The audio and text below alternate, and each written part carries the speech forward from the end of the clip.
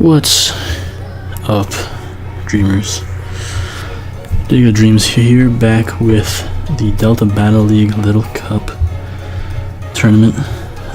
You're probably noticing this is a post commentary, and you're probably thinking my last battle versus King Bub was also a post com, but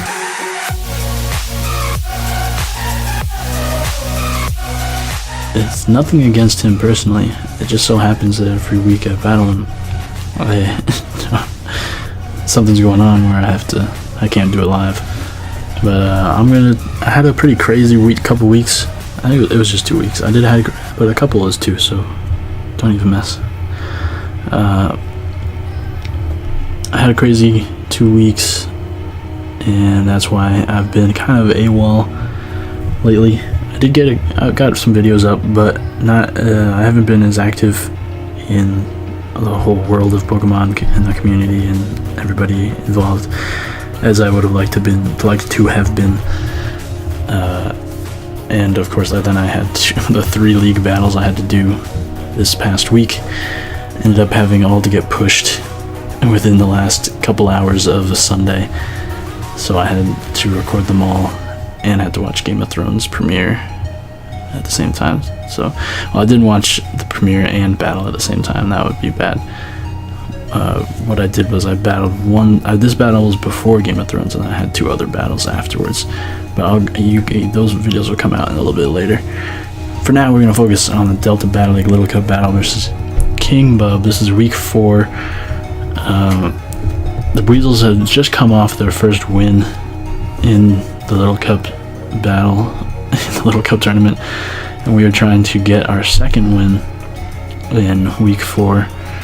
So we are going into this with 1 win, 2 losses, and we're trying to come out with 2 wins and 2 losses. Or if it goes poorly, we'll come out with 1 win and 3 losses, which would be bad. And I think it would eliminate us from the tournament. I'm pretty sure. I have to check, but I think that will. I think that is what it would do.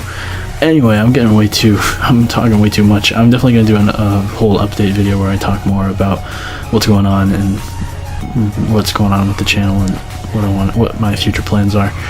But for now, let's just focus on this battle. So I brought a team similar to the one that I brought week 1. I did make some changes. I did bring a couple different Pokemon than I did last time. I did to change out some movesets. But the overall idea is still pretty much the same, is to get up an agility with Bunnelby and pretty much just win the game. As you can see, he has nothing that can outspeed a +2 speed Bunnelby, and nothing that can take an Earthquake or a return from this monster. So that was the idea. I also have some things here like Scarf Mime Jr. that can help me take things on. I had a Specs week 1 launcher, but I decided to go with something else. I forget what. But I had a Focus Sash, Hidden Power Fighting, Bellsprout specifically for the Pawniard. I also brought Wingull and Gothita, which are 2 things I did not bring week 1 against his team. But I felt like I might be able to trap something and set up a Calm Mind or 2 and KO it, and that would be nice. Wingull also helps me with hazards, like he has a Sticky Web and I can defog, as well as potentially take a hit from the Pawniard and maybe some other things on his team. But why don't we get right into the battle? So I'm gonna slow it down a little bit. So I decided to lead Wingull because I figured he'd lead Spinarak, but he predicts that nicely, leading with the Elekid. I'm forced out into my Bellsprout as I don't really have a switch into this thing. But that Volt Switch does a lot, as he does actually reveal the Life Orb. I didn't notice that in the battle, but I noticed that now. So he goes Spinarak to get up Sticky Web. I go into my thingamajig, my Gothita, as he does go for Sticky Web. I'm like, oh, I can set up on this thing, but no, I forgot he's a bug type and actually has super effective stab. So I could have gone for the Psychic there and hit him so it's super effective, but I wasn't really thinking. As I'm now going to go on my Wingull. Fortunately, I am able to eat that up, and I can hit him with the Scald. No burn, as he just decided to switch it up and go for the Poison Jab. I was really scared of the Poison, but I knew I needed to go for a Roost if I wanted this Wingull to put in any more work throughout the thing. So I then decided to go for the air slash to kill him off, because if he gets a poison, that's just gonna be, he's gonna basically win that battle. So he does go into Elekid as I'm forced back out into my Bellsprout, which is going to go down to the next full switch, unfortunately. Didn't get to do anything with Bellsprout this battle, but I do get some switch initiative there as he goes into his Beyblade, his Beldum. As I go back into my Wingull, I'm able to defog there because Wingull's actually pretty fast, as he does miss the Toxic there. Unfortunate for him, but what can you do? I'm going to go into my thingamajig, my Mime Junior, and take the Toxic, because I figure of all my Pokemon, this is the one that I don't mind being toxic. Hit him with the Icy Wind, doesn't really do much. It does lower his speed though, as he's going to get up the Stealth Rocks, which I did not see coming. I don't know why. But I am going to just click Icy Wind again. It is nice. It does help me lower the speed of his team. I'm going to lower the Munchlaxter's speed, as he's actually going to go for Pursuit on my Switch, which is a nice play on his part.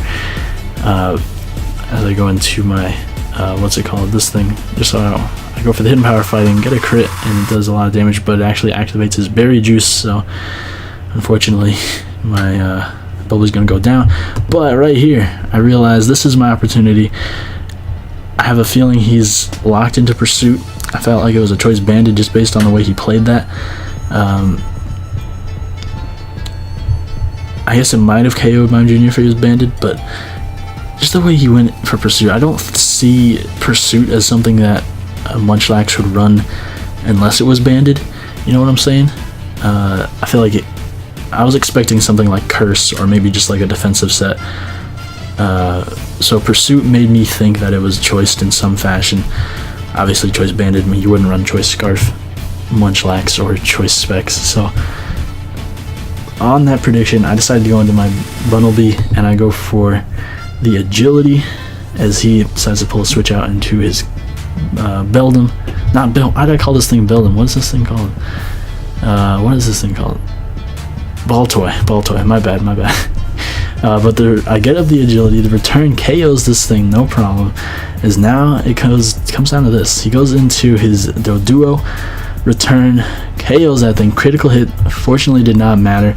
Even if he was max HP, max defense, I still had I believe it was a 35% chance to OHKO, so unless he was running some fire defensive set, then that crit definitely did not matter. He goes into Munchlax, as I'm able to hit that thing with a return, and that KOs it as well. And now it just comes down to guess, can he take me out with a Sucker Punch? Fortunately, he cannot. I'm able to get my Berry Juice back as well, take him out with the Earthquake, and that is going to be game, because even if he's a Scarf Elekid, which he's not, I am going to be able to outspeed and finish him off with the Earthquake. So very great battle for the Boston Buizels. Definitely a big win that we needed. Bunnelby able to put in some work, which is really cool. Kind of interesting how that battle went as opposed to last time I battled King Bub, which is when he got a Swords Dance up with his Pawniard and swept me. So both of our teams are very weak to one or two Pokemon on each side, and if we just let the other set up, then that's pretty much game. So really intense match between the two of us, and if we battle again, then we'll see who pulls out the tiebreaker. So make sure to check out his channel, link will be in the description down below.